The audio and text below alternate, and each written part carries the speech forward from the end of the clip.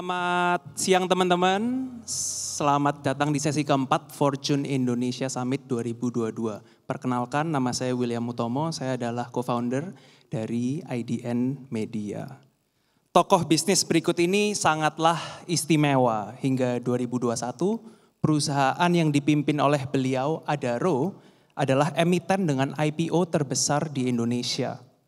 Pada 2020, perusahaan ini bertengger di peringkat 21 di list Fortune Indonesia 100. Dan menurut kinerja 2021, perusahaan ini memiliki pendapatan 57 triliun sekaligus menjadi perusahaan batubara dengan revenue terbesar. Mari kita sambut CEO Adaro Energy sekaligus Business Person of the Year 2021, Pak Garibaldi Thohir.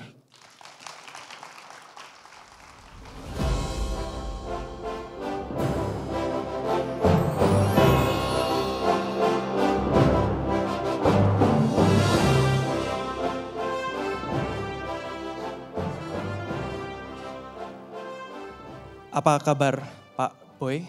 Sehat? Baik Will. Ini manggilnya adik-adik atau teman-teman atau apa nih? Teman-teman. Teman-teman. Yes. Pak Boy, terima kasih atas waktunya siang hari ini. Pak Boy ini menggeluti dunia bisnis sejak muda. Boleh nggak sih diceritain awal mula karir dan bisnis Pak Boy dan jatuh bangunnya yang jarang didengar oleh orang? Ya mungkin pertama-tama untuk teman-teman yang belum terlalu kenal, salam kenal, nama saya Garibaldi Thohir tapi biasa dipanggil Boy Thohir. Jadi memang Will, mungkin saya straight to the point aja gitu ya. Jadi untuk teman-teman semua, jangan melihat saya sekarang. Di sini ada my long term partners, udah puluhan tahun, 40-50 tahun, Pak Robianto Budiman. Jadi Pak Robi tahu tuh perjalanan karir saya seperti apa gitu. Jadi ya intinya mungkin in business itu nggak ada yang mudah. Jadi teman-teman mungkin tips dari saya ya, bukan kenapa-napa, saya bilang pokoknya in business itu nggak ada yang mudah. Kita harus berjuang, jatuh bangun. Tetapi kalau memang kita ulet, kita kerja keras, kita punya value, kita punya selalu menjaga nama baik, insya Allah pasti akan sampai gitu loh. Nah jadi nanti saya terbuka, nanti William mau nanya apa, mulai dari mana apa segala macam, tapi poinnya jangan melihat saya sekarang, ya kan. Dan untuk teman-teman sekalian, adik-adik saya, be prepare, competition ke depan itu makin keras, makin sulit. Tetapi di lain sisi kita di Indonesia mempunyai satu prospek yang luar biasa. Pak Boy, banyak yang nggak tahu Pak Boy mulai bisnis di tahun berapa, apakah langsung terjun ke mining, saya dengar dulu menjalankan real estate awalnya, boleh dimulai dari paling awal. Saya graduate dari Amerika, terus William juga sama USC ya, jadi kita sama-sama alumni nih. Jadi saya graduate from USC, setelah itu saya ngambil master di Northrop University di Los Angeles. Tahun 90 saya kelar, 90. ya, 91 balik. Dan memang waktu saya pulang ke Indonesia, terus terang saya kan seperti biasa gitu, kita ngelihat teman-teman semua kerjanya di mana gitu. Nih Robi ada di sini kan gitu, tanya Pak Robi waktu itu kerja di Citibank. Jadi waktu itu jujur aja tentunya karena kita lulusan dari Amerika ya pengennya kerja di perusahaan-perusahaan Amerika lah. ya, Citibank, waktu itu ada American Express, saya ingat ada IBM apa segala macam. So one day I went to my dad, nanya ya kan, Dad, saya mau kerja, saya bilang gitu. Kan udah selesai, saya mau kerja gitu. Mau kerja di mana? Saya bilang ya mungkin ikut Robi, either di Citibank ataupun di Amex atau di IBM apa segala macam lah gitu. Then my dad said, gajinya berapa? Dia bilang gitu. Saya bilang ya lumayan lah, waktu itu mungkin $2.000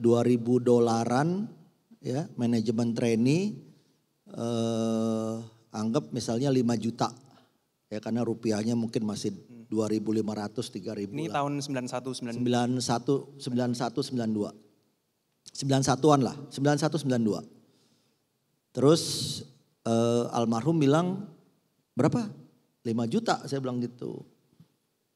5 juta. Nggak masuk hitung-hitungannya, dia bilang gitu. Saya bilang, gimana nggak masuk hitung-hitungannya, Dad gitu. Ya saya udah spend udah hampir 600-700 juta untuk your education gitu. Jadi kalau misalnya kamu dapat gaji 5 juta ya kan, ya nggak payback, dia bilang gitu.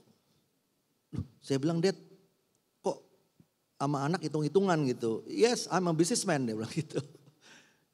Apapun ya kita harus ada hitungannya gitu. Yeah.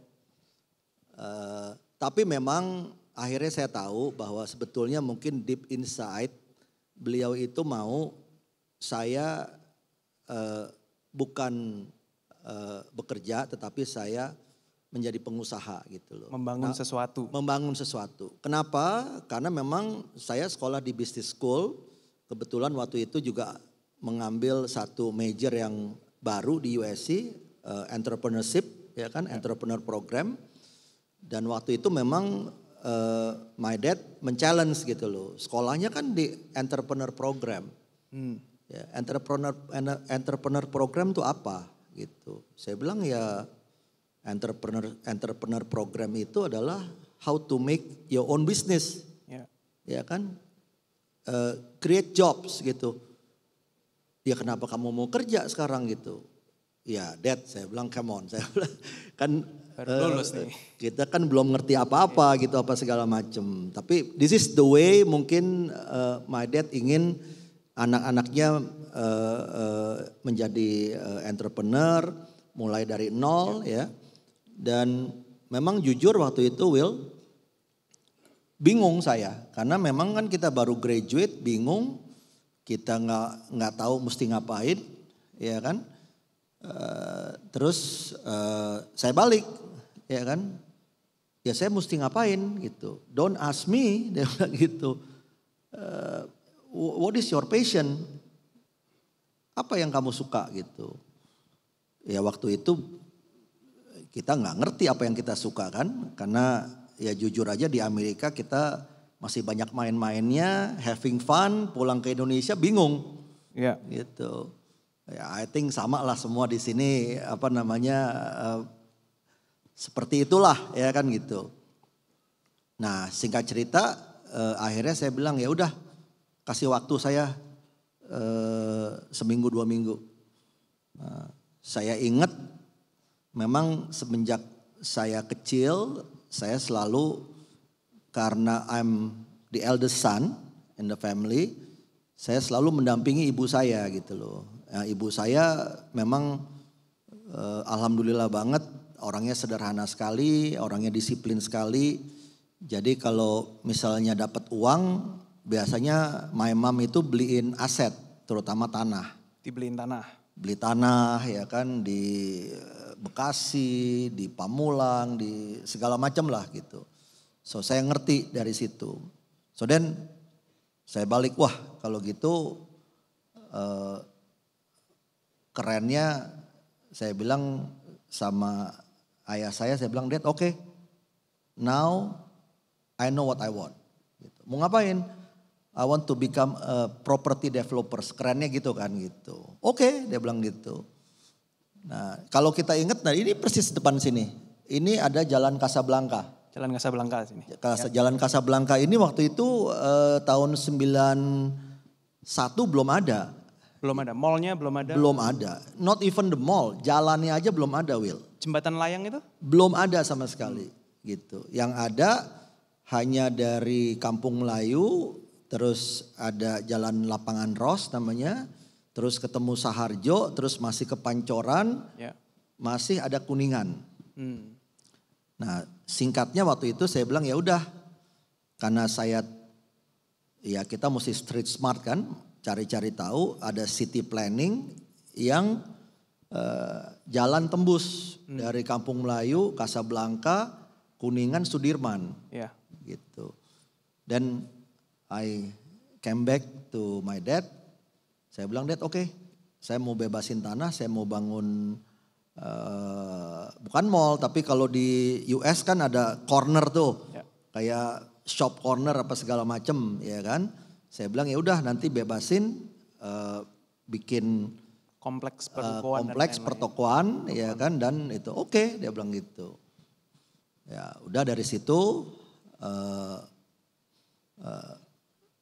saya minta modal, ya kan, disiapin gitu. Tapi ternyata nggak mudah, ya.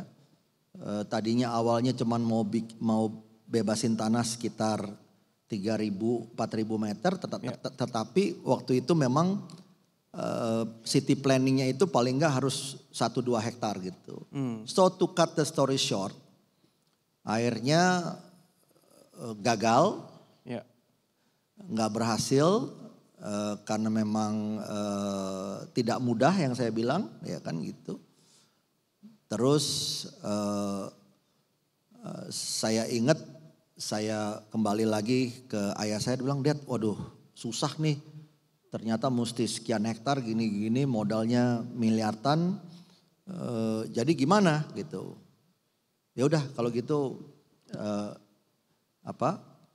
nggak usah dulu, ya kan. Tapi mungkin kamu bisa nanti ketemu sama Pak Teddy Rahmat. Waktu itu Pak Teddy Rahmat presiden direkturnya Astra International gitu kan.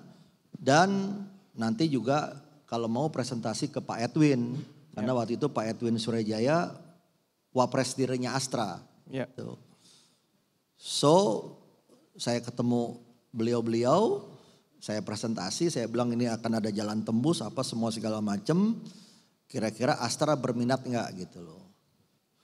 Waktu itu dan sampai sekarang kan kita tahu bahwa memang Astra solid kan gitu.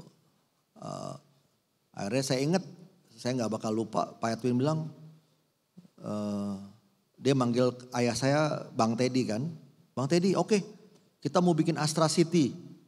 Dari Kuningan sini tembus sampai ke Saharjo gitu. Boy bisa bebasin berapa besar gitu loh. Ya perlu kan? berapa hektar Pak bangun? Waktu saya hitung-hitung mungkin 20-30 hectares dari ujung ke ujung. Gitu. Karena kalau kita ngelihat Mall Casablanca aja mungkin kan sekarang mungkin 10 hektaran ya. Tapi kalau dari ujung ke ujung kan mungkin bisa ya 30, 40, 50 hektar lah. So istilah kerennya gitu. Yang tadinya mau jadi property developer, akhirnya saya menjadi istilah saya joke-nya gitu, jadi anggota RCTI. Apa gitu. tuh? Rombongan Calo Tanah Indonesia gitu. So RCTI. Ending up pokoknya istilahnya akhirnya saya cuman jualan konsep, saya bebasin tanah. Terus saya dapat fee dari Astra waktu itu ya kan. Tapi memang ya perjuangannya juga nggak gampang gitu. Karena ya maaf lulusan Amerika MBA.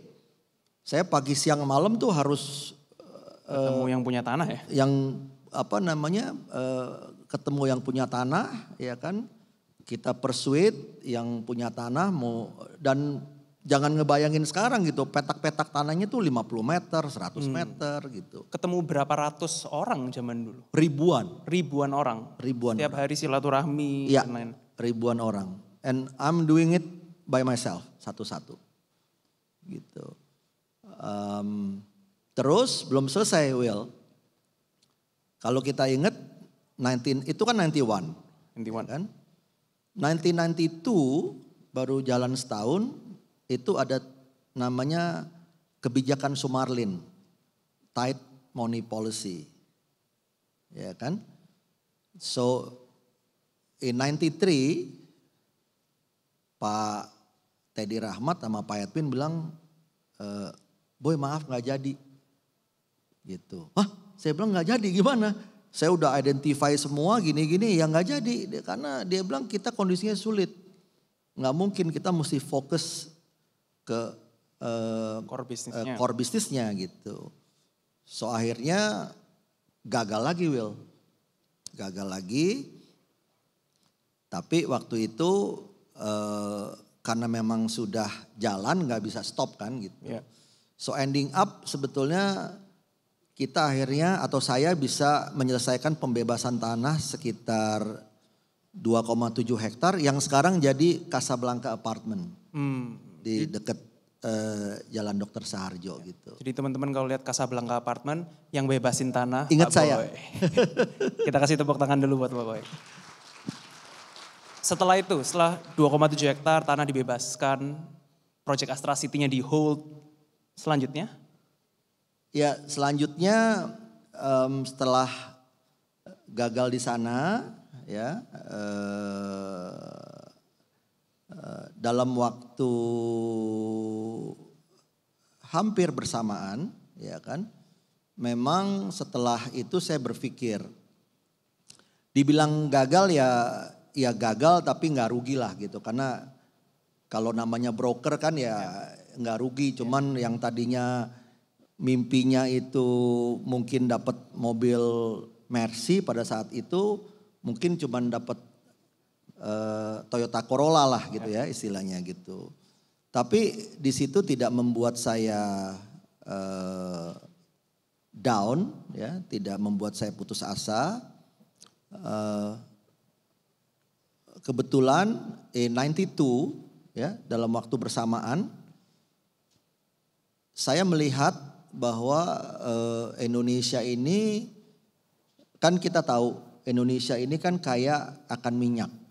Ya. Kita dulu menjadi salah satu negara anggota OPEC. Eksportir ya? Waktu itu eksportir kita kan gitu. Tapi memang pada waktu itu saya lihat yang namanya minyak ya kan cepat atau lambat memang depleting kan. Nah, saya melihat another type source of energy yang namanya batu bara. Gitu. Pada saat itu memang batu bara belum dilihat. Saya lihat dari literatur bahwa memang Indonesia cukup punya potensi di batu bara, dan waktu itu kebetulan through my mom saya kenal ada orang Australia. Akhirnya singkatnya saya terjun di bisnis batu bara in 1992. Lokasinya di mana waktu itu? Lokasinya di Sawah Lunto, Sumatera Barat. Sawah Lunto, Sumbar. Sumbar gitu. Nah, jadi mungkin sekali lagi teman-teman jangan melihat saya sekarang. Saya sudah menggeluti bisnis batu bara since 1992 akhir. Langsung melejit jadi Adaro? Enggak. Enggak dulu? Justru kalau istilah saya gitu kan, dari kegagalan, jatuh bangun, baru bisa sampai ke Adaro. Kembali nanti ada kaitannya juga sama Pak Robi sebelum ke Adaro. Jadi tahun 92 saya ingat ya, saya mulai bisnis batu bara di Sawah Lunto dengan susah payah ya, karena waktu itu sangat marginal Kalau kita bicara bisa making bottom line profit itu let's say 25 to 50 cents a ton, itu udah luar biasa. 25 to 50 cents a ton. A ton. Kapasitas berapa ton waktu itu? Waktu itu kita masih produksi di sekitar 1,3 juta ton per tahun. Berarti kecil juga ya? Kecil. Ya. Gitu. Karena marginal gitu. Marginal kenapa? Karena memang pada saat itu kan masih ada minyak. Jadi yang namanya coal pada saat itu oke lah ya. Dipakai untuk PLTU tapi waktu itu lebih gampang memakai minyak solar dibandingkan batu bara kan gitu. Nah, jatuh bangun juga Will, karena kita tahu back in 1998 ya kan, kita ada multi dimension crisis, financial crisis, political crisis, semua segala macam. Akhirnya tambang batu bara saya yang di Sawalunto itu dijarah. Dijarah karena memang kan kalau di Sumatera Barat itu kan tanah ulayat. Jadi kepemilikan tanahnya itu kan menganut sistem ulayat. Jadi nini, mama, kemenakan, apa semua segala macam gitu. Singkat cerita ya akhirnya problem dengan masalah tanah, tetapi di situ saya beruntung. Kenapa? Saya ingat back in 91 ya, ini kan 98 nih. Ya. Kan masternya di RCTI.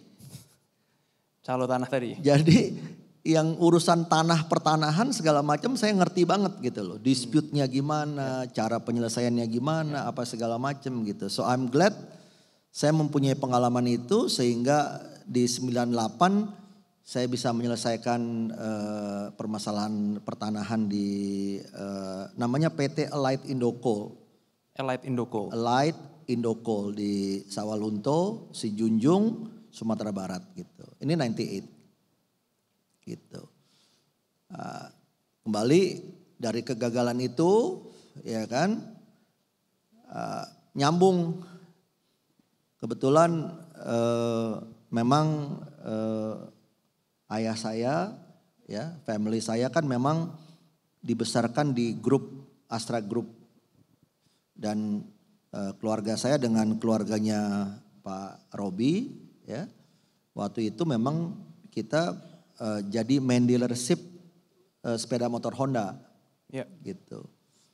Nah, back in 97 para rally ya kan, karena kenapa para rally? Karena kan masih jatuh bangun gitu loh. Yeah. Ya kan. 97 saya bilang sama Robi, waktu itu saya ingat ada undangan dari teman kita Pak Himawan. Kebetulan waktu itu beliau bekerja di Peregrine Securities ya. Ada IPO Putra Surya Multidana namanya. Jadi is a consumer finance company. Waktu itu dimiliki oleh teman kita juga Pak Triyono, lulusan USC, PSP Group. Nah, waktu public expose saya datang sama Pak Robi. Terus saya lihat gitu loh, ya kan. Bagaimana bagusnya perusahaan ini dan waktu itu one of the biggest. Karena IPO luar biasa bagus ya kan. Saya ingat saya colek Robi kan. Saya colek Pak Robi. Saya bilang Rob ini yang dagang motor kita kok untungnya lebih banyak nyalurin kredit. Yang nyalurin kredit saya bilang ini yang istilahnya gitu ya. Ini yang bego kita atau yang pinter dia nih gitu nih. Ini nggak benar nih Rob, saya bilang gitu. Nah, Robi bilang, tapi kan dia kan jualan, kalau kita kan jualan motor, kalau itu kan jualan uang gitu. Tapi saya bilang enggak lah, kan kita punya market. Kenapa kita nggak bikin Ya. gitu. Akhirnya Robi bilang ya udah oke, kalau kita mau bikin ya kita mesti cari partner, karena kalau nggak pengalaman kan sulit gitu. Ya udah saya bilang kan Pak Robi bekas Citibank, saya bilang carilah partner yang siapa yang lo kenal kan gitu kan gitu. Nah, akhirnya kita cari, ada beberapa candidate. Akhirnya kita ending up Pak Robi ngenalin sama ex bosnya Pak Robi namanya Haris Sasongko. Waktu itu dia direktur di Bank Tiara. Nah, akhirnya kita bikin, singkat cerita saya ketemu sama ownernya Pak Hendrik Kolonas ya, Ometraco Group. Itu tuh jadi di 97 kita form yang namanya WOM Finance. WOM Finance di tahun 97. 97. Wahana Ometraco Multi Arta sebenarnya gitu. Itu tahun 97 tuh. Ya. So 90 start 91 start Calo Tanah. 92 masuk ke batubara tapi gagal. 97 akhirnya back to basic, kita ngurusin perusahaan keluarga bareng Pak Robi ya di main dealership dan kita form WOM Finance di 97. Rupanya ujian memang Datang bertubi-tubi. Bukan bertubi-tubi, ujian itu menempa kita sehingga kita bisa lebih settle lagi gitu, bisa lebih kuat lagi, lebih resilient lagi gitu ya. Jadi 97 kita bikin WOM Finance, kalau teman-teman tahu di 98 Krisis moneter. Krisis multi-dimension crisis kan gitu. Jadi saya ingat waktu itu kita modal 10 miliar ya kan. Dapat pinjaman dari Bank Tiara 40 miliar. Jadi total 50 miliar. Kita udah landing semua karena udah jualan motor ya kan. 98 macet semua. Yang pinjem macet semua. Karena the whole country kan was collapse gitu. Kan nggak bisa bayar akhirnya. Gitu. Bangkitnya gimana? Gimana? Cara bangkitnya gimana dari sana? Ya tadi balik lagi sekali lagi apa-apa tuh satu-satu ya, kita tangani satu-satu, kita hadapi masalah itu satu-satu ya kan.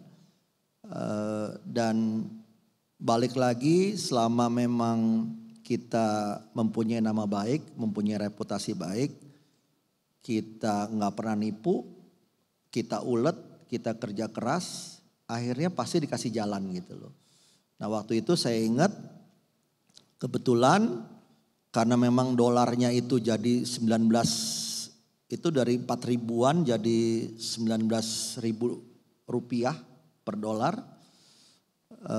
Kebetulan memang karena kita hanya memfinance sepeda motor Honda,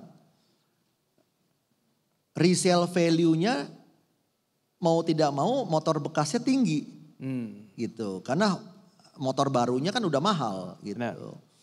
Nah akhirnya pelan-pelan kita streamlining organisasinya. Kita lakukan persuasif kepada kepada yang pinjem ya kan. Kita bilang udah jual aja karena motornya kan resale value-nya kan tinggi ya kan. Jadi masih ada profit, bisa dibalikin, bisa buat bayar gitu. Tapi it takes time Will, karena saya ingat 98 sulit, 99 sulit, tahun 2000 juga sulit gitu. Disitulah menurut saya tadi dibutuhkan satu keteguhan ya, dibutuhkan satu ketekunan juga ya. Ketekunan, perseverance ya, fokus gitu. Akhirnya di tahun 2000 mulai bangkit. 2000 mulai bangkit. Ya. Nah ini juga nanti saya mau sharing juga gitu ya. Dalam kondisi sekarang relevan sekali gitu. Karena pada saat itu hampir boleh bilang 90% finance company collapse. Ya, karena kondisinya begitu sulit. Benar. Ya gimana gak sulit. Bunga 70%. Siapa yang bisa bayar gitu. Benar. Tapi karena kita tadi kita hadapi satu-satu, terus kita persuade, kita collect semua segala macam. Begitu timingnya Recovery, economic recovery. recover, ya kan booming di tahun 2001, ya kita yang survive yang akhirnya bisa naik gitu. Ya. Kita bisa mendapat momentum gitu. Ya. Terus saya ingat akhirnya di 2003 kita go publikin WOM Finance in 2003. 2003 WOM Finance go public. IPO. Dan tadi kalau Will cerita ya, kita modalnya startnya 50 ya tadi. 10 miliar. 40 pinjaman tadi. 40 pinjaman gitu. Kemudian waktu itu sebetulnya grup Ometraco-nya juga collapse, bankrupt. Kita beli lagi dari kurator. Ya. Kita buyback at 50%. Kalau nggak salah kan, jadi ya kita come up lagi lah dari modal yang grup kita kan 5 miliar. Ya. Mungkin waktu itu saya lupa lah, kita beli lagi 3 miliar. Ya. Jadi 8 miliar lah our equity kan, yang real equity gitu. Di 2003 kita IPO-in 1.5 triliun ya Rob ya. Dari 8 miliar jadi 1,5 triliun dalam Dari 8 5 tahun. miliar jadi 1,5 triliun in 2003. Kita kasih tepuk tangan teman-teman. Tapi poinnya adalah tadi. Poinnya adalah be patient. Segala sesuatunya do it step by step. Ya. Fondasinya diperkuat dengan value, dengan karakter yang bagus. Then when the time is right, Tuhan memberikan peluang, ya. In one go kita bisa raih apa yang kita mimpikan gitu loh. Jadi bukan sesuatu yang impossible gitu, ya. Jadi kalau saya boleh sharing, kita juga nggak pernah mikir waktu itu, boro-boro mikir. Saya joke-nya sama Pak Robi waktu itu, karena saya ingat kan Pak Robi nyolol saya, lu sih katanya gitu kan gitu. Ya gimana saya bilang gitu. Dia bilang ya udahlah Rob, ya kan. Tapi emang saya bilang kacau nih gitu. Bayangin gimana gak kacau, udah disekolahin ke Amerika, udah dikasih modal, udah ada bisnis, bangkrut lagi kan. Nah itulah tantangan terbesar untuk kita, tetapi ya we make it. We made it. Setelah WOM Finance, apakah boleh diceritakan apa yang dilakukan setelah WOM Finance, Adaro dan seterusnya? Setelah WOM Finance, ya kan, ini kan 2003. Nah, di 2005, ya, di 2005 datang opportunity selanjutnya. Waktu itu karena memang saya masih menggeluti bisnis batubara saya, ya kan. Waktu itu saya ekspansi ke Kalimantan Selatan. Saya waktu itu ngajak Pak Teddy Rahmat karena saya pikir waktu di Sumatera Barat itu berat, ya. Saya harus ada partner. Saya ajak Pak Teddy Rahmat, ya, untuk bisnis lagi di bisnis batubara di Kalsel. Kalsel ya? Ya, this is before Adaro. Ini belum Adaro ya? Belum Adaro. Ini kurang lebih tahunnya 2003-an. 2003-an. 2003-an gitu. So WOM belum IPO juga. WOM belum IPO tapi paraleli saya ekspansi ke Kalsel. Kembali ada kendala juga, nggak mudah. Kenapa nggak mudah? Karena waktu itu kita kerjasama dengan Hasnur Group, kerjasama juga dengan BNI karena waktu itu ada kredit macet di BNI. This is part of yang 98 punya problems gitu ya. Saya kerjasama, saya bantu, tetapi memang tidak mudah karena memang waktu itu CV kalau value daripada itu masih terlalu rendah gitu. So saya cari tahu dan saya ingat Pak Edwin sama Pak Beni ada di Adaro. Tapi waktu itu mereka minority, mereka 40%, 60%-nya owned by New Hope Australia. Nah singkatnya akhirnya saya hubungin Pak Sandy sebetulnya.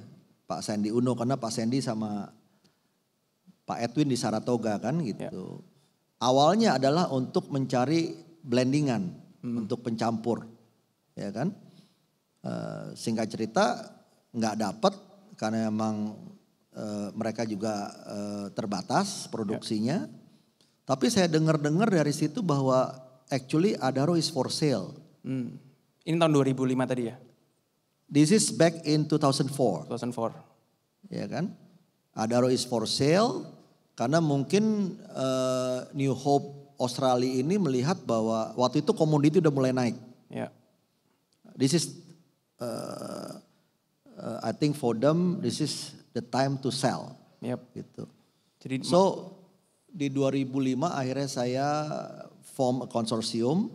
Saya, Pak Teddy Rahmat, Pak Edwin dan Pak Beni, kita LBO, Adaro, back in 2005. Jujur modal saya adalah sebagian daripada proceed yang exit dari WOM Finance.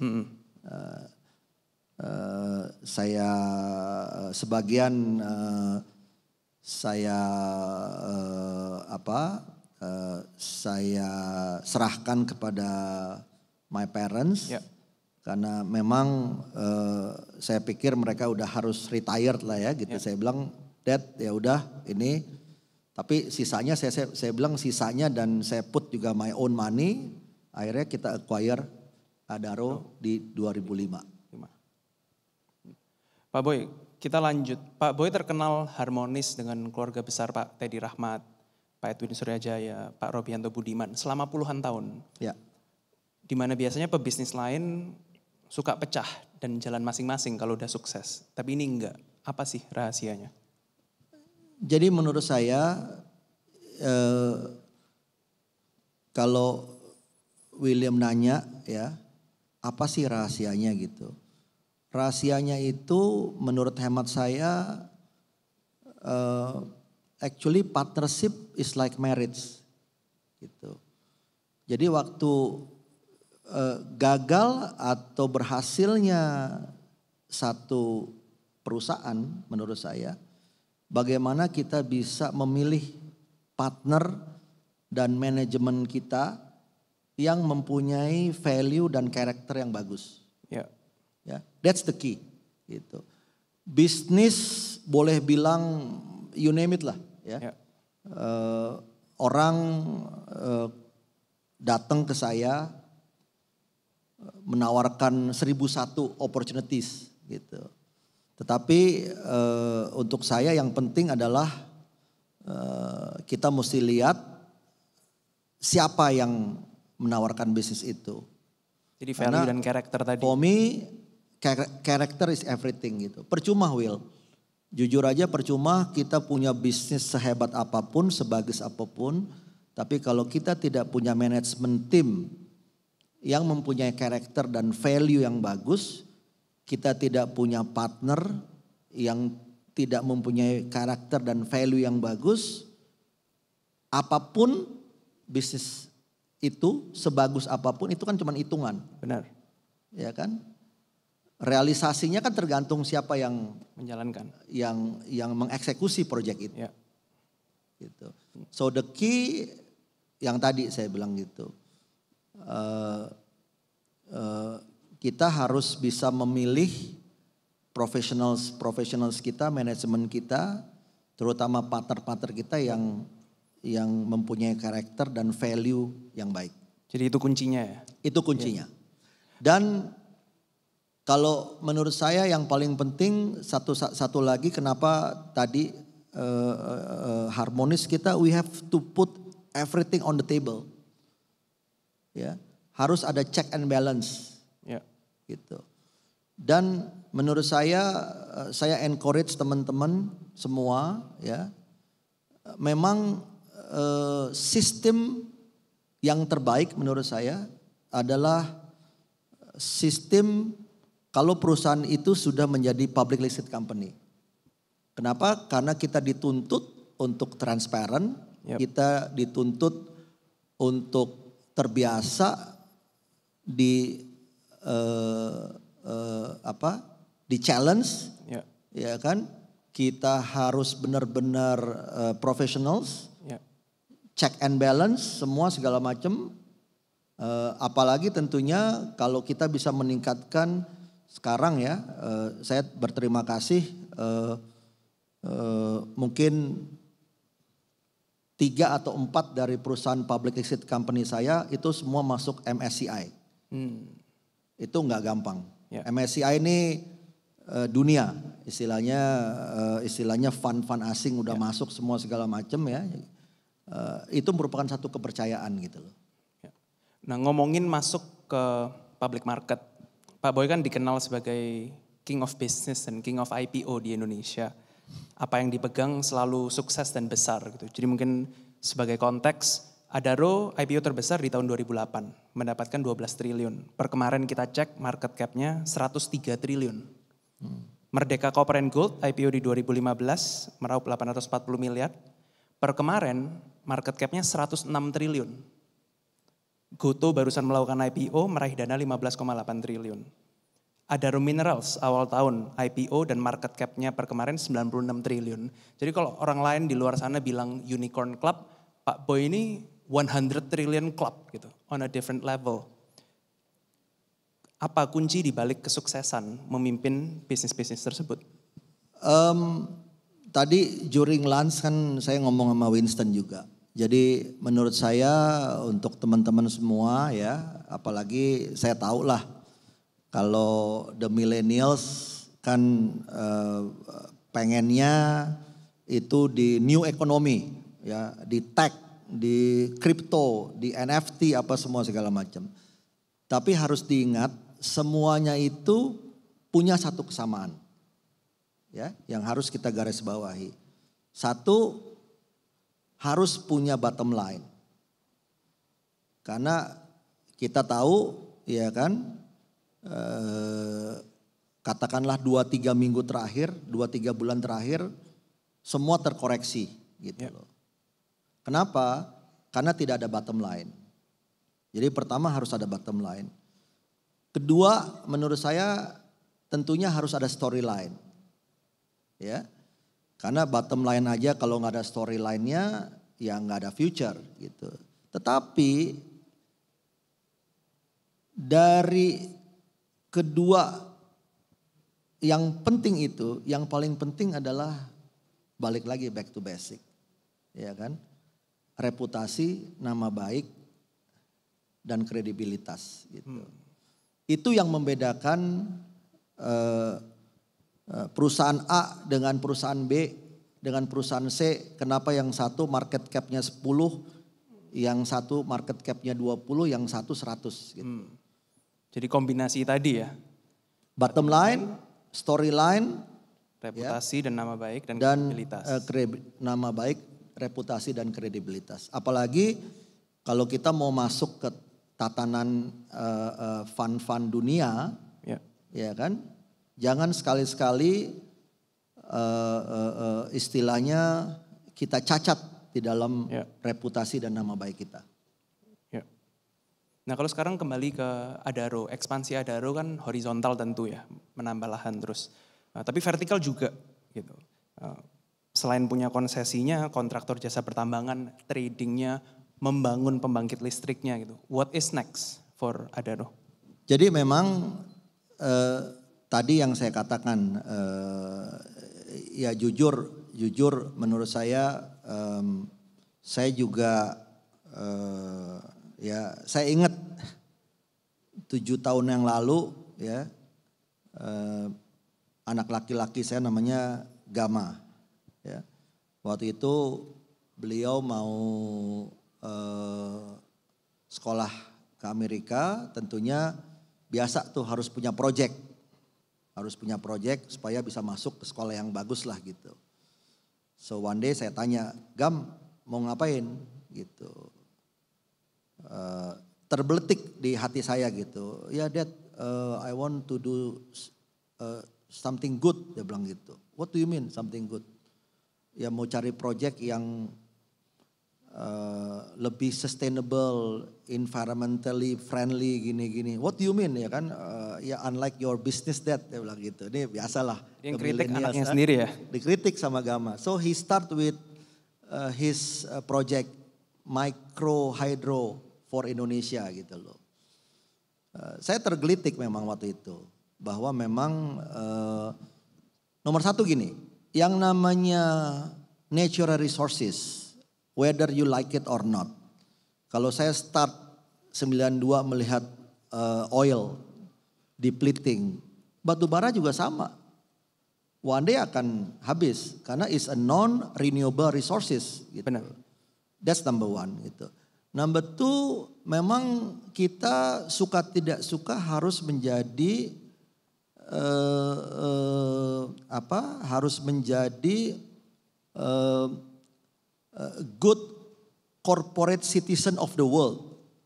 Gitu. Kita harus contribute back to the nation, to the world, ya, to the earth, gitu kan. Ya, I have to reform. Ya, bukan berarti bisnis batu bara jelek, tidak, ya kan gitu. Tetapi memang 2 years ago during the pandemic saya melihat bahwa memang saya harus mentransform Adaro. Harus mentransform Adaro ke arah yang lebih sustainable, lebih eco-friendly, ke arah juga yang lebih sekarang nih. Kalau teman-teman ngikutin kan ada yang namanya ESG, ya kan? Perusahaan public company itu dinilai bagus atau tidak dari ESG score-nya gitu loh.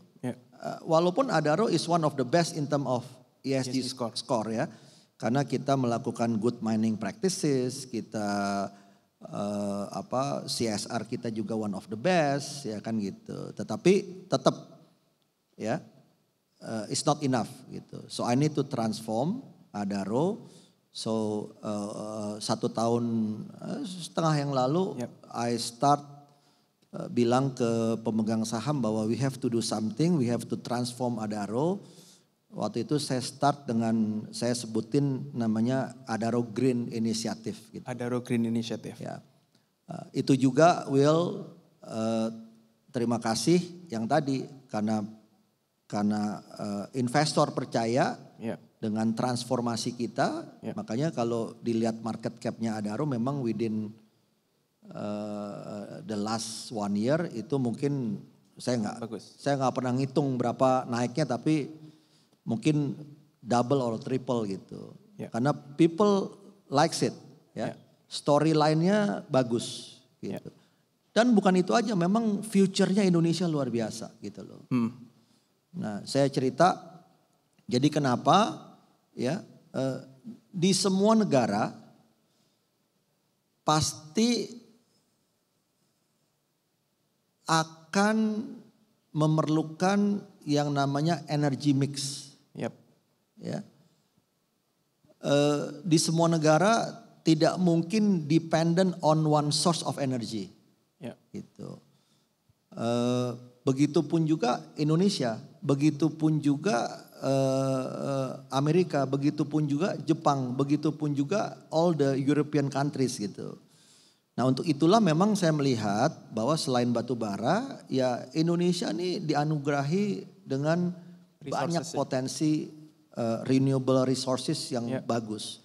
We have a solar, ya kan, matahari istilahnya unlike di negara-negara lain yang mungkin nggak bisa setiap hari, dan lain-lain. Ya kan, kita setiap hari gitu. Wind juga ada. Wind unfortunately kecil.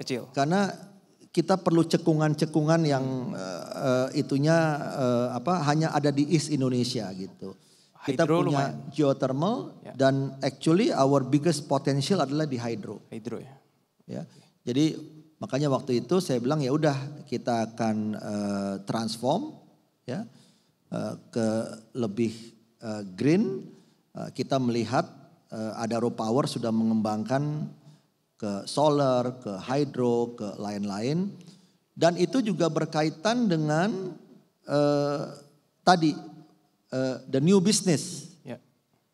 Which is in my opinion adalah eranya ke depan ini suka tidak suka adalah electric vehicle. Ya. Di dunia ini kan ada dua school of thought.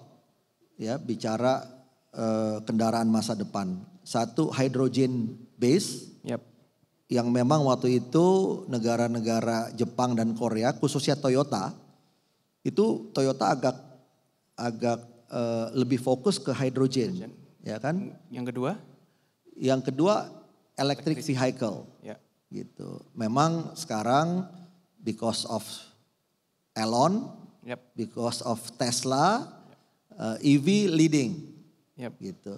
Tapi ini sesuai dengan visi saya, gitu. Dan ini sesuai juga tadi Indonesia, teman-teman sekalian ya, saya sangat optimis. Tadi tahun emas 2045 saya yakin insya Allah ya itu akan tercapai. Kenapa?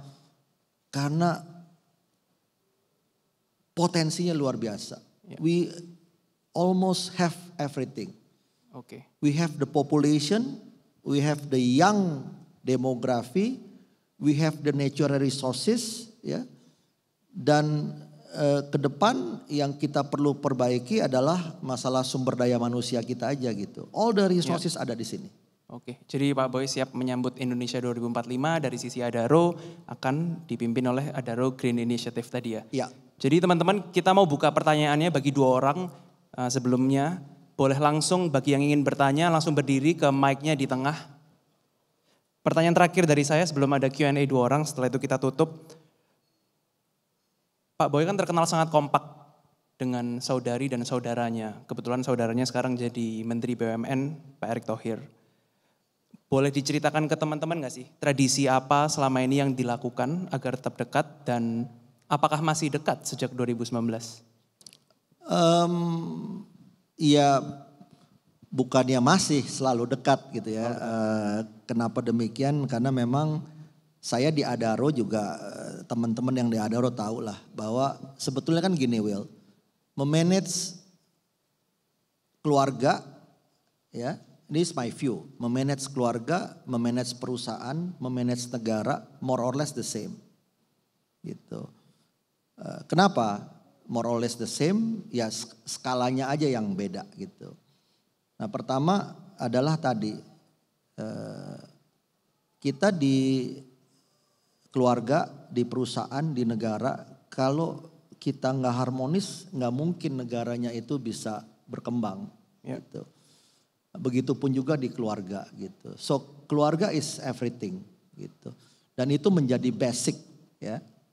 Kalau Will nanya kenapa saya sama adik saya sama kakak saya ya, itu kita memang kompak ya kan, kita solid gitu. Karena memang dibentuk dari kecil ya. Dibentuk dari kecil, nomor satu value adalah segalanya gitu ya. Dan orang tua saya mengajarkan bahwa uang itu bukan segalanya. Uang is not everything. Ingat tadi ya, kita boleh dibilang gitu. Sebetulnya cikal bakalnya saya itu ya uang yang dari WOM itu. Dan itu dibangun pelan-pelan ya? Sekarang tadi Will bilang I don't know how many 100 trillions, I don't know, nggak pernah ngitung saya. Dan saya nggak mau ngitung karena that's not the case. For me bukan itu. Ya. Kebahagiaan saya adalah bagaimana saya bisa create jobs, bagaimana saya dengan partner-partner saya bisa saling berbagi, kita harmoni, ya karena itu number one gitu. Ya. Okay. Intinya saya juga ngeliat Winston sama Will kan gitu, sama lah ya. Yang lebih senior itu harus memberikan contoh, ya, lead by example. Harus sayang kepada adiknya. Ya. Kita juga harus menyayangi manajemen kita. Tapi kita harus lead by example gitu loh. Lead by example. Kedua, yang adik regardless mau sesukses apapun, ya dia harus hormat. Harus hormat sama kakaknya? Sama yang lebih senior. Oke. Baik di keluarga, baik di perusahaan. Karena tata keramanya harus seperti itu gitu. Jadi uang bukan segalanya, ya. Fundamentalnya harus kuat, value sistemnya harus kuat. Tapi yang paling penting adalah tadi, ya, bagaimana tapi bonding itu harus, ya, bonding itu harus dibentuk. Dan saya melakukan hal yang sama gitu. Yang dilakukan apa tuh? Di keluarga saya, dari mulai saya kecil, seingat saya, every Sunday is a family time. Dan tidak pernah putus sampai sekarang. Every single Sunday. Every single Sunday. Every single Sunday. Ya, regardless sesibuk apapun sampai hari ini, sesibuk-sibuknya adik saya sebagai menteri, Sunday kalau dia ada di Indonesia, kalau dia ada di Jakarta pasti akan lunch bareng dari jam 12.30 sampai jam 3. Habis itu kita punya acara sendiri-sendiri. Dan saya lakukan itu di Adaro. Every Friday di Adaro. Ya. Bonding time sesama. Every Friday biasanya after saya sholat Jumat, ya. Saya siapin makanan, ya kan? All my board datang. Dan semua yang our closest partners apapun welcome gitu. Karena itu kita bentuk tradisi ya. Tradisi. Oke. Terima kasih banyak Pak Boy, tadi sudah disamerikan dengan sangat baik. Mari kita sekali lagi beli tepuk tangan untuk Fortune Business Person of the Year Pak Garibaldi Thohir. Biasa sekali, itu dia sesi yang sangat-sangat menarik dan juga insightful. Dan kami mohon kepada bapak-bapak yang terhormat untuk dapat maju ke tengah, sedikit ke depan. Karena acara akan dilanjutkan dengan penyerahan token of appreciation kepada Bapak Garibaldi Thohir sebagai Business Person of the Year Fortune Indonesia. Kita berikan aplaus yang sangat meriah. Berikan senyum paling indah tentunya.